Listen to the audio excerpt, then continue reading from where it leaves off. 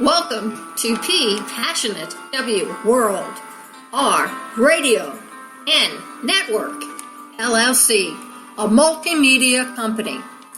Ann Arbor, Michigan, Boston, Massachusetts, Liverpool, England, Melrose, Florida, Los Angeles, California, Fullerton, California, Washington, D.C., Chicago, Illinois are one of the many broadcast homes of PWRN, a multimedia company. The world in your hands. And now, without further ado, let me present to you one of our many hosts and their programs.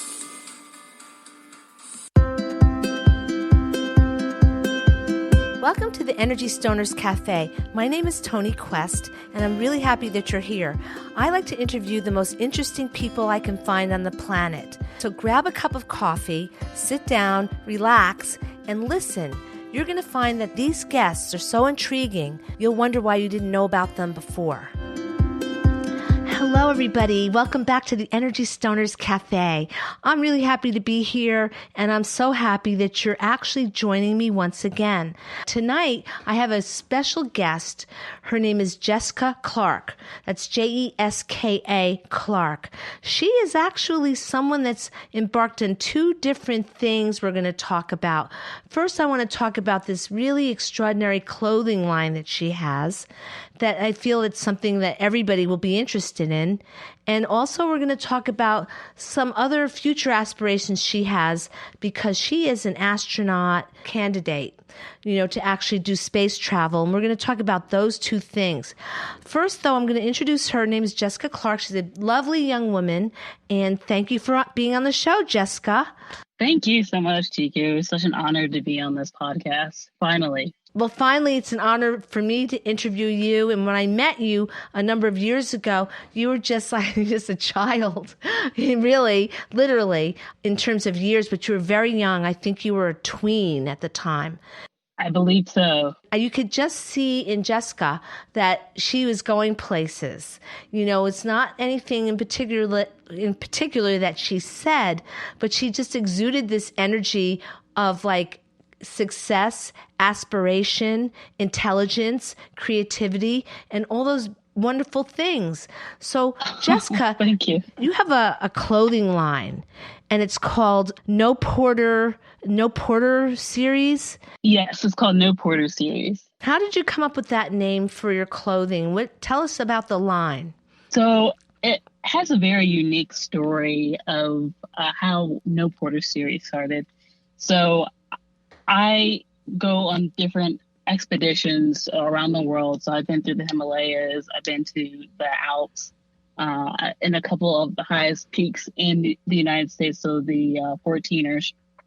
And this actually started in the Himalayas a few months ago when I was in Nepal. And me and my friends, we were trekking through the Himalayas, and it was absolutely gorgeous. You can smell the pine trees and see hundreds of feet up. You can just see mountains as far as you can see. And No Porter Series came about is when me and my friends, we trekked through without a guide or a porter. And I thought it was ironic because we were able to carry all of our stuff on our back. So it's called backpacking. So we're just backpacking through the Himalayas. And we used the trails to find our way to each one of the lodges throughout the whole entire trail. And I thought it was very empowering to be able to carry everything on your back. And during the trek, I was like, you know what? I would like to have a sticker series. I wanted it to be a sticker series initially, and it became into a whole line of clothing and apparel. So what do you mean when you say a sticker series? I wanted it to be just stickers. So I took a lot of the designs came from photos I took throughout this trek and other adventures that I've gone throughout my life. And I've collaborated with different artists in the local areas. In Nepal, I am contracting with an artist there to developed the pictures I've taken into an artistic design that I put on t-shirts or on stickers. So the sticker series, I wanted it to be only stickers, but then I decided, you know what, this will look great on a shirt instead of a sticker. So that's how No Porter series started. So No Porter series is basically that you can carry everything on your back. And I noticed the line, if someone can actually go to your website, they go to noporterseries.com. Yes. And I'll tell the audience that when you go there, you'll say, wow, this stuff is very special. It's not what you would normally expect to see on an apparel site. Now, how did you go about, you just went into a little bit about how you went about choosing the images, but how did you go about choosing the clothing and in terms of who you're using to print, the company you're using to print this art on? Tell me about the company you chose to feature your art and why you chose it. There's a company online, it's Printful, or actually I use Printful, but then I also go to different distributors around the United States. They show me what type of products they have.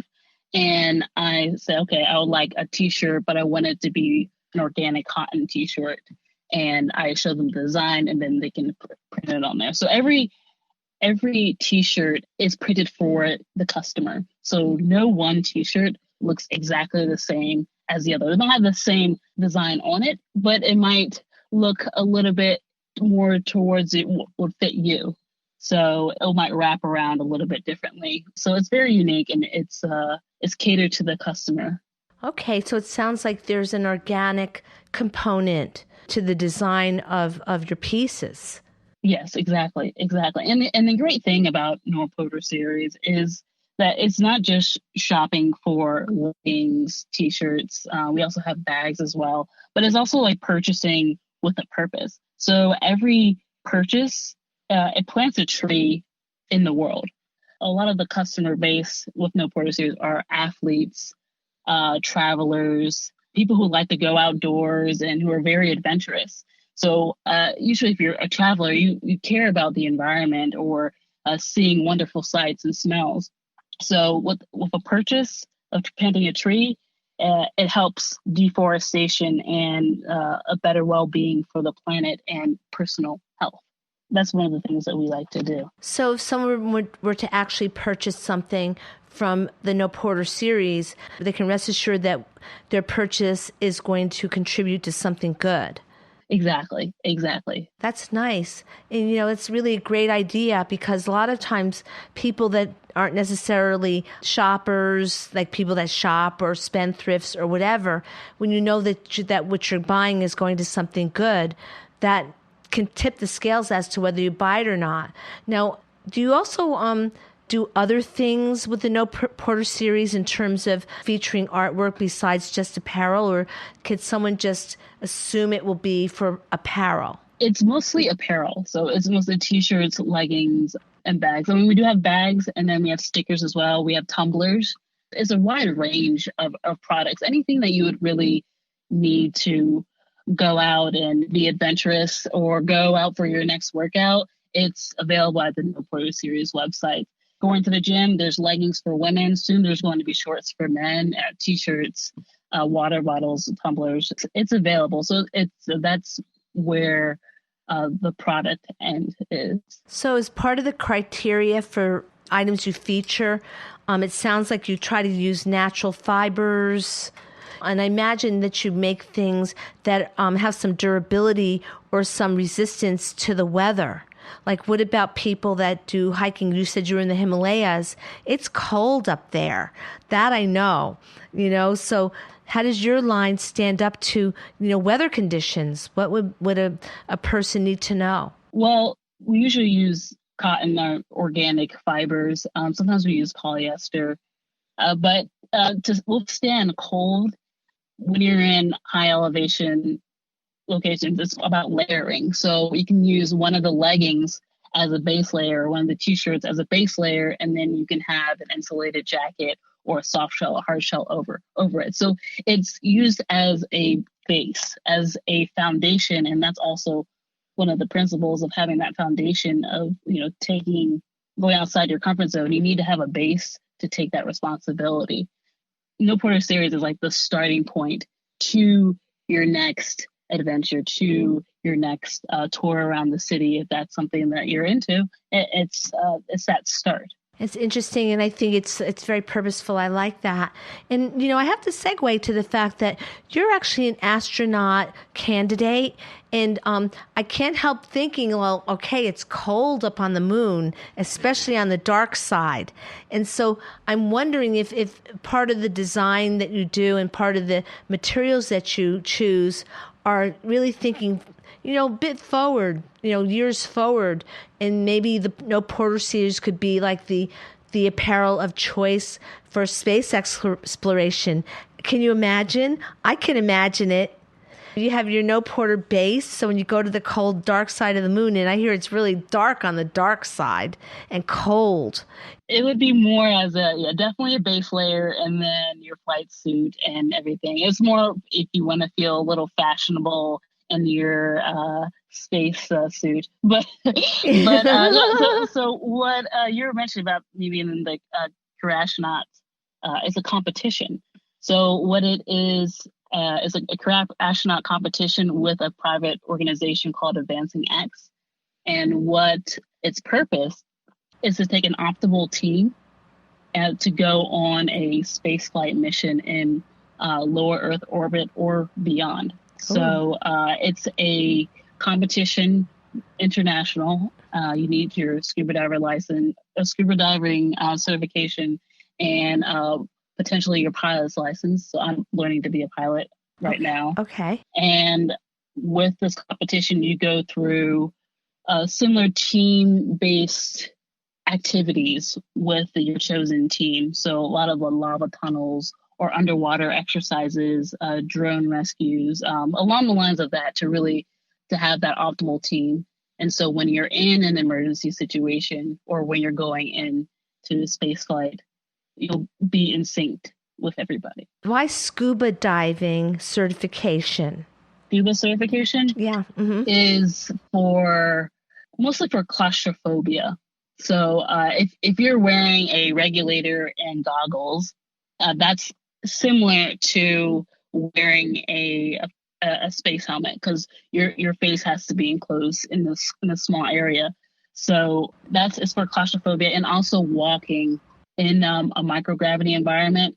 So when you're walking underwater, it's similar to if you're doing a spacewalk on the International Space Station or on the moon. Okay, so the resistance of the water. I wonder if the resistance of space is like that. You think there'd be no resistance in space, but have you ever done any kind of orbiting, any kind of space orbit, any lower atmospheric, whatever you said before, the lower atmosphere of around the Earth, the planet Earth? Have you done this? Or you sound like you're very comfortable with it, whole idea of it. I've been mentally preparing for this for a long time, and I have not done anything yet, but I have trained in different environments. So in high elevations, I've done a lot of underwater missions. Yeah. Just a lot of resilience. That's what you need to go into a microgravity environment, is resilience and teamwork, and be able to work with other people and communicating effectively. So throughout my life, I've had a lot of training in different, mostly in my personal life, but also in my professional life now. I'm enrolled in a few programs like the Career Astronaut Competition and another project called Project Possum. And they walk you through different simulations of what it would be like in a microgravity environment or in team dynamics. That sounds very interesting. I mean, I imagine that I shouldn't say what I imagine, but I'm wondering, there used to be something like going into space was something that the man always thought about, or a boy would always think about. So are there a lot of women in the program? What's the proportion to women and men in the space program at this point in time? I'm not exactly sure what the exact statistics are, but I know recently NASA and a couple other space agencies are incorporating a more of a female presence in their astronaut programs. So it's definitely increasing, and diversity is increasing as well. So that is very comforting to be able to look at future NASA missions like the Artemis mission and see, okay, it's 50-50 men and women. Now that's like so appropriate. Mm-hmm, mm-hmm. It's almost as appropriate as 60-40 women and men. I'm just saying. No, Yeah, that's very appropriate. It is.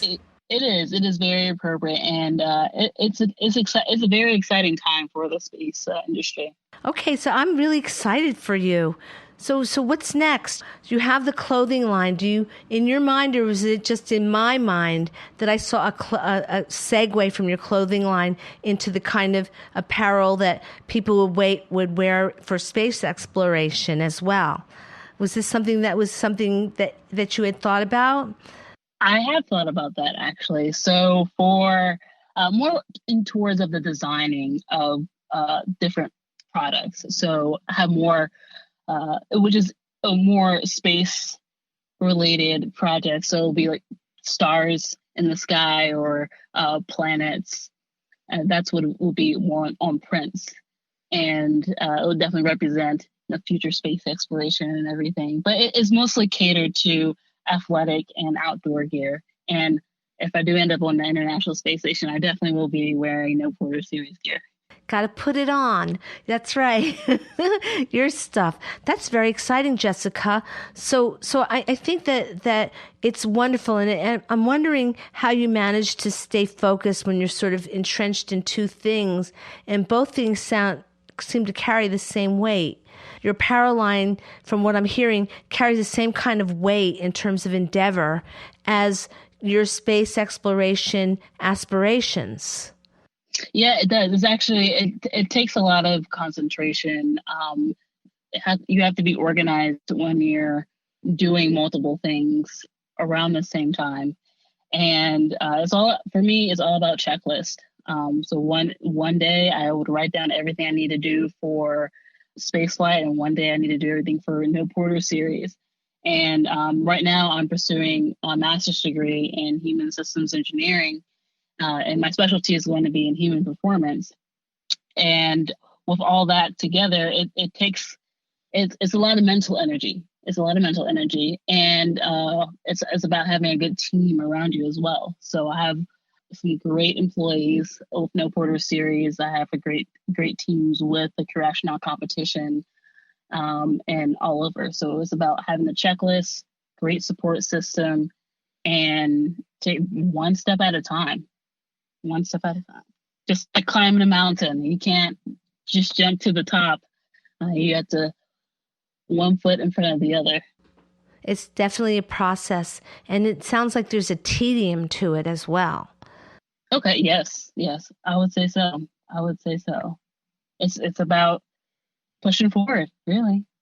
So the No Porter Series, now I noticed I went online and I see that you were one of the models. Are you all the models? I saw that you were actually wearing a wonderful tank top shirt, carrying a backpack, and it just looks very natural, very comfortable. It looks like it could be apparel that's for anything. So who are the people that were actually designing the clothing? Because you have images that are striking.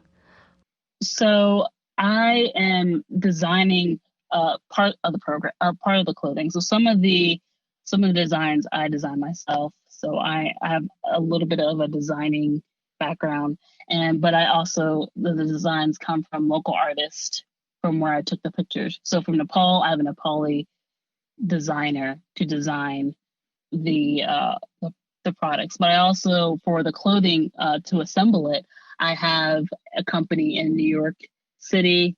It's called D Go Go. I have one in Miami and another one in Nevada. So all three of those locations, they stitch and sew the clothing together. Yeah, and I'm thinking Nevada, and I'm thinking mountains. I'm thinking Las Vegas too.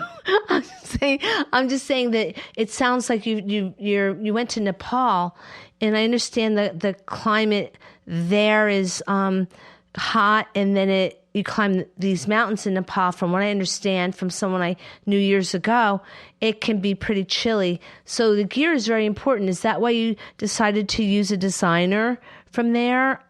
I'm just curious about how designs come about, because I have to say the designs are exquisite. They're beautiful. Thank you. Thank you. Yes. Well, I wanted to just really keep the authenticity in that location. So I took taking the pictures in Nepal and having a designer in the United States who's never been to Nepal, they wouldn't really understand that context. They maybe see pictures of it, but then they don't understand what it's like for the air, the smell and the sights of that location. So that's why I chose someone who was in that location. Yeah, and that's the main reason, is to receive that authenticity. Yeah, and okay, that sounds like a smart thing to do. I can just see you probably designing apparel for the U.S. Olympic downhill skiers or something. I could imagine you doing something like that. It just comes to mind to me, because I know that they do hire designers to design the things, the gear that people actually wear when they play sport in the Olympics. And it sounds like somebody you were born in the South, in the hot climate, but somehow you seem to be embracing colder areas. Yes, I love the cold. I can't get enough of it. It was just quite strange to my family. But and it's interesting in the Himalayas, if we're going back to that, it's because when you first start trekking in the Himalayas, it's not actually cold. It's actually quite warm. And so you can be wearing a tank top and leggings. And then as you slowly ascend up the mountain, it gets chilly. And I love the cold because it's for me, it's very vibrant. Makes you feel like alive. And all your senses are vibrating. And that's one reason why I really enjoy it. But not so much 12 feet of snow, but I do enjoy the briskness.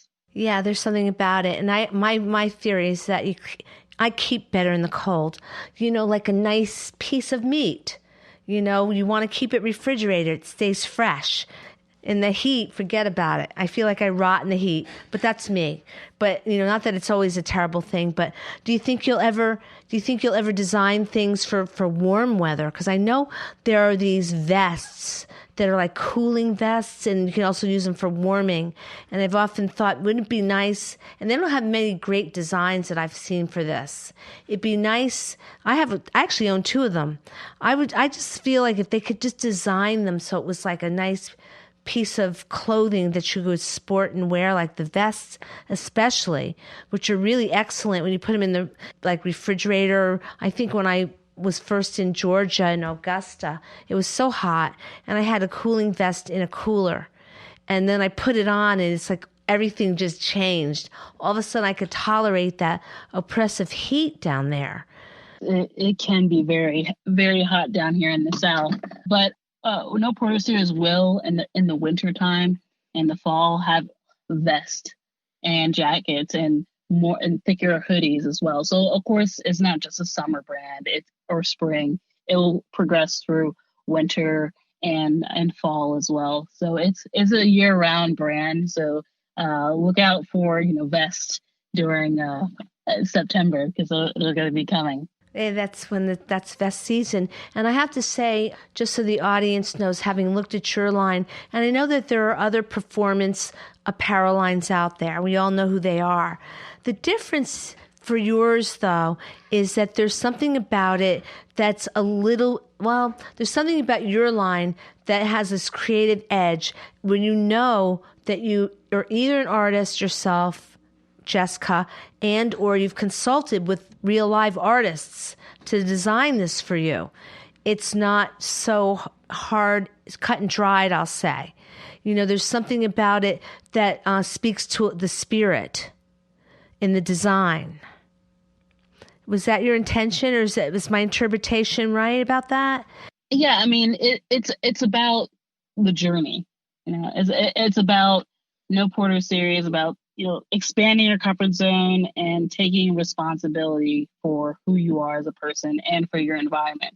And that's why, planting of every purchase is you plant a tree is to cater to your environment. You're purchasing leggings, because they look nice, but then also you plan to go out and be healthy with it. And that is part of that journey. And yes, it looks nice, but yes, it's part of that. And so every sale you give back to the planet Earth. Exactly. Every single sale. And I just love that whole concept of giving back to the planet Earth, because we take so much for granted with her, This is a beautiful thing that you're doing. What's your website so the audience will know exactly where to find you? Yeah, it is www.noporterseries.com.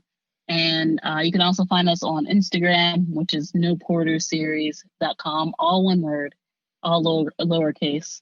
And you can find us on our upcoming YouTube channel, where we're going to have yoga, some drone footage of some places that I've been on there. And that's going to be noporterseries.com or No Porter Series on YouTube. When will we get to see that? That sounds wonderful. Yeah, that's going to be released out at the end of summer. So that's going to expand on the whole taking responsibility for your health and your environment. So no porters, they'll be able to have a yoga class to help them stretch if they're going out on an adventure, or different exercise routines that they can do to get stronger, to be able to be a no porter, so being able to carry their own weight up the mountain. So it's almost like a theme of independence, being self-sufficient to carry your stuff. Exactly. And not to take away from porters, because porters are very, very important people in the outdoor industry, 100%. But I would say that if you're going backpacking, if you're out in the wilderness by yourself and you're carrying too much stuff, because I've seen it so many times. People have 8 bags and they're going on a 2-week trip, and you should be able to carry your own stuff. 8 bags. Oh. Yes, I've seen it. So I think porters are extremely important, and guides are very important, especially if you're going into a location you don't know. You need to have that guidance. But sometimes I like to have it as an example, as when it's your time to fly, you have to leave the nest. You can't just stay in the nest asking people to show you the way, but you need to actually go your own way and carry your own weight. Carrying your own weight. It sounds like a beautiful thing, Jeska. I really am very excited for you. I kind of see it going far. I really do. I like that you're pretty much just going ahead and doing it. And I like the confidence, and also your intention, and the fact that you're kind of assume that it's just going to be. So often people go into different endeavors and they put up their own roadblocks, and you just seem to have had this. I don't know how you came up with it, but you're just going with it, and it's almost like there are no holds barred. Yeah. And I'm looking forward to actually maybe purchasing something from your site, because I've looked at the designs and I love them. They're beautiful and they seem very functional. I particularly I like it all. I'm not going to say what I like. I like everything I saw on the site. And it sounds like you're going to be expanding it into other things. So when will you actually find out about this, getting back to your astronaut candidate thing? When will you find out if it's a contest? I understand that you've entered. Am I correct? Yeah, it's a competition. So we will find out. It's a 4 to 5 year journey. So it's not a 1 year journey. It's multiple years, and we will find out the final people who will be able to go to space. It's projected around 2023. Soon. Next year, or in 2022. I like 2022. I like those numbers. I do too. Yeah. It's fantastic. 2022. So, so there's my team right now is Submersible 6. That's what we call ourselves. Okay. And we're from Australia, Spain, Greece, France, Italy, and then the United States, from all over the world. And once a year, it started last year. So this year, it would have been this year, but because of COVID-19, it got postponed. So we meet and we do different challenges together and different tasks to understand our team dynamics and to oversee who works best together and who would be in the optimal team to go to space. How did you all find each other? Through the competition. How I found out about the competition is one of my colleagues. She told me about it and she suggested that I should apply. So I did. Wow, that's excellent. And you're working with people globally. I love that, to do things like that. It's amazing how you can not have been to a place, but you feel like you have been to a place, especially when you can connect with actual human beings because of digital technology. Exactly. It's absolutely fantastic. And the challenges so far, they've been in the United States, but they could be globally. But as competitors, we don't get to know all the details of what's going on in the competition, like where it's going to be, and until a few months before they announce where it's going to be. How do you get past the language barrier, working with people from other countries that speak different languages? Well, personally, I've dealt with a lot of cultural barriers, and I found that if they don't understand what you're saying, you have to say it in a different way, because everyone speaks English in this competition, and I can get away with a little bit of Spanish and whatnot, but it's not fantastic. It's about meeting that person where they are. So if they have a huge language barrier, maybe writing something down or pointing or making different gestures so they'll understand. And Google Translate is fantastic. Oh, yeah, I know about that. It is very good, especially if you know a little of the language. It's just a beautiful thing. Exactly. So using technology to decrease that barrier has helped a lot in my travels when I was in Nepal and Japan. China and Thailand. I would use Google Translate all the time, and it would help. Yeah, thank goodness. I don't know how we ever made it without that. I'm thinking about when I was your age, there was stuff, but there wasn't all this stuff. And it makes it, I guess for my generation, I love technology more than the average person and I'd see in my generation. But I don't think it has anything to do with age. It has to do with intention. Like, how far do you want to be engaged on this planet? Exactly. And I know before there was Google Translate and all that, I can kind of remember those days. I would still interact with different cultures. I would go out and buy the language dictionary, and then whenever I'm speaking to that person, I'll have the English and then just say it was Chinese. And I would look through and say, okay, this is the English word, this is the Chinese word, and then I would write it down and try to write the whole sentence using the language dictionary. It definitely took a lot longer. So yeah, I can imagine. I definitely appreciate the translation. And then we as Americans tend not to be as good at that as I'd say our counterparts in other countries. You know, in Africa, I think most people speak at least 2 languages. In Africa and in Europe, God knows, it goes on and on. So, you know, I think that it's when I hear about people doing things that you're doing, I think it's really good. I believe that effective communication is the key to world peace. I've always believed that. And I'm very impressed with you, Jeska. And I think that you're going to go far. You know, I want everybody to know your name. It's Jeska Clark, Jeska Clark. And her company is No Porters Series.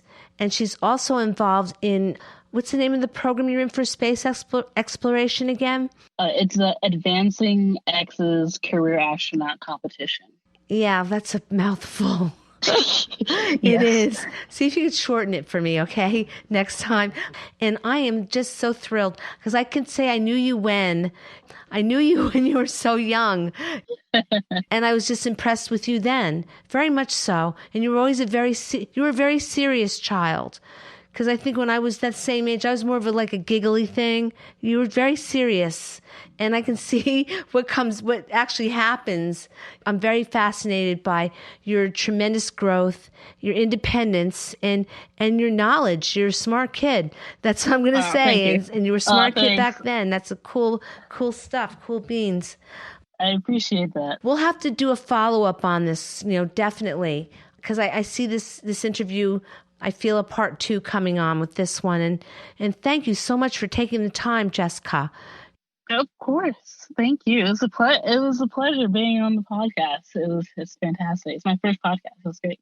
The pleasure is all mine and the honor is mine. And thank you again. It's not often I get to interview somebody that I knew them when they didn't really have this in their head. I never dreamed we'd come to this point. But I know this is just the first of many interviews. So I know this is just the beginning for you. You're going places for sure. Oh, thank you. I appreciate it. My thing is I'm glad I'm alive to be able to witness it. I have a good chance of witnessing more of it. But I'm going to say thank you to you, Jeska. Thanks again. And thank you to the audience. Thanks for coming to listen to the Energy Stoners Cafe. Someday I'll actually have a cafe and be interviewing people in it. Just mark my words, it's going to happen. But I thank everybody for coming, and come back again next time. And if you want to communicate with me directly, please go to toniquesttv @gmail.com. I always love the feedback, and you can find me on LinkedIn, and you can also find me on Facebook. And thanks again. I'll see you next time. Bye-bye. Thank you for listening to the Energy Stoners Cafe. Thank you for listening to Passionate World Radio Network, a multimedia company. You can listen to this program all over again at passionateworldradionetwork.com, facebook.com/PWRN, twitter.com/PWRN, googleplus.com/PWRN. Distinguish yourself from the ordinary. And remember, please keep listening.